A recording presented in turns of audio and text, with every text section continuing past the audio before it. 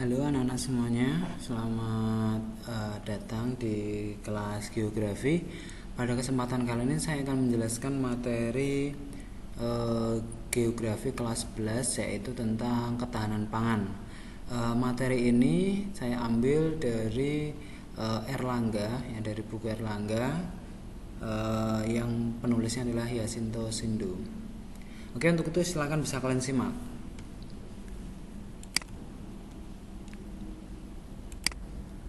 Oke, ya. Dalam bab 4 ini kita akan mempelajari tentang ketahanan pangan nasional, ya, penyediaan bahan industri, ya, serta potensi energi baru terbarukan di Indonesia. Ya, untuk itu kita akan pelajari semuanya. Oke, yang pertama yang akan kita pelajari adalah pengertian ketahanan pangan, ya. Lalu bahan industri serta energi baru dan terbarukan, ya. Nah, kalau semisal kita membahas tentang ketahanan pangan, maka kita harus tahu dulu apa itu pangan, ya. Mungkin kalian setiap hari biasa mendengar kata pangan, tapi kira-kira apa definisinya? Ya, pangan ini adalah segala sesuatu yang berasal dari sumber hayati, produk pertanian, ya, perkebunan, kehutanan ataupun perikanan, ya, atau peternakan, ya, baik itu di perairan, ya, atau di air, ya, yang diolah ataupun tidak diolah, ya, yang diperuntukkan sebagai makanan atau minuman yang dikonsumsi oleh manusia. Jadi segala sesuatu yang ada di alam, ya, yang diolah atau yang tidak diolah, ya, yang digunakan sebagai makanan atau minuman manusia. Pokoknya yang dapat dimakan atau yang diminum oleh manusia itu termasuk pangan. Nah, apa itu ketahanan pangan sekarang, ya? Nah, ini menurut FAO, ya, Lembaga Pangan Dunia. Jadi ketahanan pangan di sini adalah merupakan situasi ketika semua rumah tangga, ya, mempunyai akses baik secara fisik maupun ekonomi untuk memperoleh pangan bagi seluruh anggota keluarganya, dan rumah tangga tidak berisiko untuk mengalami kehilangan kedua akses tersebut. Jadi secara fisik maupun ekonomi untuk memperoleh pangan, ya. Jadi setiap rumah tangga, ya, setiap rumah tangga kan ada kepala keluarga, ya kan, ada anggota keluarga, ya, itu bisa memudah, ya, mendapatkan akses baik itu fisik maupun ekonomi, ya, untuk memenuhi kebutuhan pangannya, itu, ya.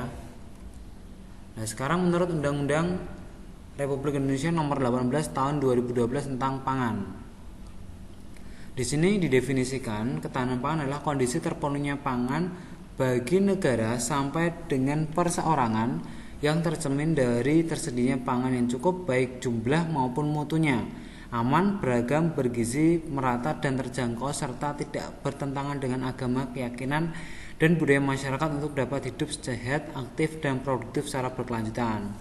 Jadi, ya, kalau semisal kita bisa ambil kata kuncinya, ya, jadi ketahanan pangan di sini adalah terpenuhinya, ya, pangan, ya, yang terdiri atas jumlah, ya, atau kuantitas dan mutu atau kualitas, ya, dari suatu negara. Itu ketahanan pangan menurut undang-undang. Ya, jadi ketahanan pangan ini tidak serta-merta hanya dari kuantitas saja atau dari jumlahnya banyak, ya, persediaannya banyak, tapi harus ada mutunya. Mutu di sini adalah kualitas, ya, kualitasnya yang baik, ya, yang layak untuk dimakan. Itu ketahanan pangan. Nah, di sini konsep ketahanan pangan ini menunjukkan ketersediaan yang memadai, stabilitas dan akses terhadap pangan-pangan yang utama. Kalau masyarakat Indonesia, ya, itu lebih dominan memakan dari olahan beras, ya, atau nasi dari padi, ya. Tapi di saudara-saudara kita yang di tempat lain, ya, tidak hanya nasi yang dimakan, ya kan. Contohnya di Papua atau Maluku, ya, di sana ada sagu atau diolah menjadi papeda, ya, atau saudara-saudara kita di Nusa Tenggara, dia olahan makanannya adalah dari jagung, ya. Oke, itu, ya. Jadi setiap tempat memiliki keanekaragaman yang berbeda-beda untuk memenuhi kebutuhan pangannya. Sekarang lanjut ya. Sekarang kita masuk ke komponen pangan. Ya. Apa saja komponen pangan ya? Jadi suatu ketahanan pangan itu harus disokong oleh 4 komponen ya.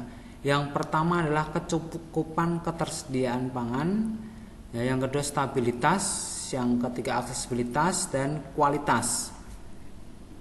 Kita bahas yang pertama adalah kecukupan atau kecukupan ketersediaan pangan itu sendiri. Ya. Jadi ketersediaan pangan di sini yang dimaksud atau kecukupan dari ketersediaan pangan ya itu adalah ada atau tidaknya dari kebutuhan pangan itu sendiri ya, baik itu di bidang produksinya, lalu mekanisme di perdagangannya, lalu stoknya ya kan, atau bantuan pangan dari pemerintah. Ya, itu dari kecukupan ya, kecukupan ketersediaan pangan. Lalu stabilitas ya, sekarang stabilitas di sini stabil nggak harganya ya.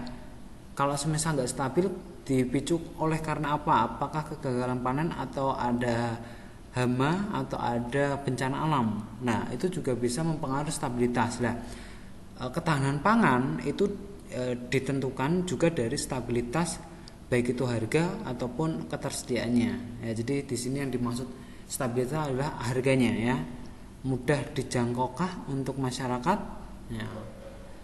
Oke, lalu yang ketiga aksesibilitas atau keterjangkauannya. Nah di sini lebih ke kemudahan untuk mendapatkannya ya. Kalau yang tadi stabilitas kan berkaitan dengan harga, kalau aksesibilitas mudah atau tidaknya menjangkau seluruh masyarakat di Indonesia. Nah pangan kan tidak hanya hanya padi saja ya kan, nasi saja, tapi ada macam-macam tuh, ada sayur-sayurannya, ada daging ya kan, ada buah-buahan ya kan. Nah itu kan juga termasuk semua jenis pangan. Nah kira-kira mudah nggak mendapatkannya ya, mudah nggak atau dijangkau seluruh masyarakat Indonesia? Tidak. Jangan-jangan masyarakat Indonesia ada yang tidak bisa membeli salah satu kebutuhan pangan. Nah maka dari itu dibuatlah aksesibilitas. Nah aksesibilitas ini banyak, bisa jalan, bisa transportasi ya kan. Untuk mendapatkan pangan ya itu juga harus dibangun sarana yang sifatnya fisik. Dan yang terakhir adalah kualitas atau keamanan pangan. Kira-kira kualitasnya bermutu enggak ya? Kalau kita makan kita dapat gizinya enggak kira-kira? Nah itu kualitas atau keamanan ya. Keamanan di sini yang dimaksud adalah semisal mempengaruhi salah satu penyakit di dalam manusia enggak kira-kira? Memicu salah satu penyakit enggak kira-kira? Ya, nah itu dari keamanan ya. Kalau misal kita makan tidak berefek apa-apa ya kan, tapi bergizi ya untuk kebutuhan tubuh dari manusia itu sendiri, kesehatan manusia itu sendiri. Ya. Nah, sebenarnya ada faktor ketahanan pangan, ada lahan, iklim dan cuaca, teknologi dan infrastruktur ya. Infrastruktur itu faktor ketahanan pangan ya, didukung oleh lahan, iklim dan cuaca, teknologi dan infrastruktur. Oke, sekarang lanjut. Nah, sekarang industri ya. Mungkin kalian biasa ya melihat beberapa industri yang ada di daerah kalian masing-masing. Lah, di sini ya kenapa kok kita akan bahas industri? Karena industri juga termasuk hal yang dijadikan sebagai barometer sebagai ketahanan pangan ya. Oke, maka dari itu kita bahas saja.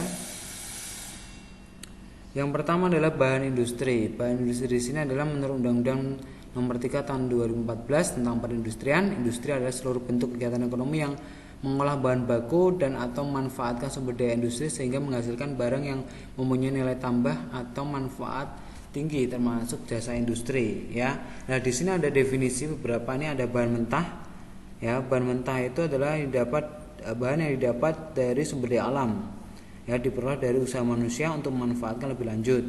Contohnya kapas ya kan, untuk industri tekstil, batu kapur untuk industri semen, biji besi untuk industri besi dan baja, itu bahan mentah. Nah bahan baku industri yang sudah saya jelaskan tadi ya, di sini bahan mentah yang diolah atau tidak diolah yang dapat dimanfaatkan sebagai sarana produksi. Ya, lalu barang setengah jadi adalah bahan mentah ya atau bahan baku yang telah mengalami satu atau beberapa tahapan proses industri, itu ya. Lalu kalau barang jadi barang hasil industri yang sudah siap dipakai. Nah, itu ya. Oke, lanjut. Nah, sekarang klasifikasi industri berdasarkan bahan bakunya ya. Oke, klasifikasi di sini terkait bahan bakunya ada 3, ada industri ekstraktif, non ekstraktif, dan fasilitatif. Ya, tadi bahan baku sudah saya jelaskan ya, di sini yang kita lewati saja. Oke, yang pertama yang kita bahas adalah industri ekstraktif ya. Industri ekstraktif adalah industri yang menggunakan bahan baku yang diperoleh langsung dari alam. Ya, industri ekstraktif ini terdiri dari industri reproduksi dan industri manufaktur. Apa itu industri reproduksi? Industri reproduksi adalah industri yang bahan bakunya dari alam dan hasil produksinya berupa barang baru. Ya, kalau industri manufaktur adalah industri yang mengolah bahan baku untuk menghasilkan barang yang akan digunakan lagi untuk keperluan industri lain. Jadi industri ekstraktif ini industri yang langsung diperoleh dari alam. Jadi bahan bakunya itu langsung diambil dari alam, tidak diambil dari tempat atau gudang atau industri lain. Jadi langsung dari alam. Contohnya apa? Pertanian, pertambangan, perikanan, dan industri benang. Industri benang itu kayak kapas ya. Itu kan ngambil langsung dari alam, kapasnya atau sutranya ya. Seperti itu ya. Lalu selanjutnya industri non ekstraktif ya. Industri non ekstraktif ini adalah industri yang menggunakan bahan baku dari hasil industri lain. Jadi dia mengambil bahan yang sudah jadi, dan itu bahan yang sudah jadi itu adalah bahan dari hasil industri lain. Ya, contohnya adalah pakaian. Ya, pakaian itu tidak serta-merta industri pakaian itu membuat benang sendiri, tidak.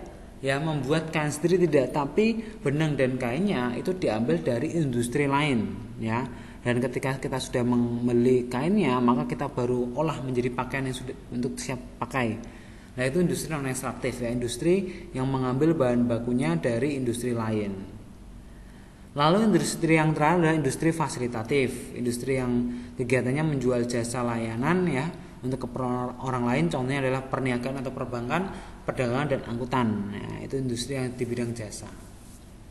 Oke, saya rasa cukup ya untuk pertemuan kali ini ya. Sudah kita bahas tentang pangan ya, tentang ketahanan pangan ya. Terus kita sudah membahas tentang industri juga ya. Oke, saya cukupkan video kali ini atau pembelajaran kali ini ya. Terima kasih dan selamat belajar.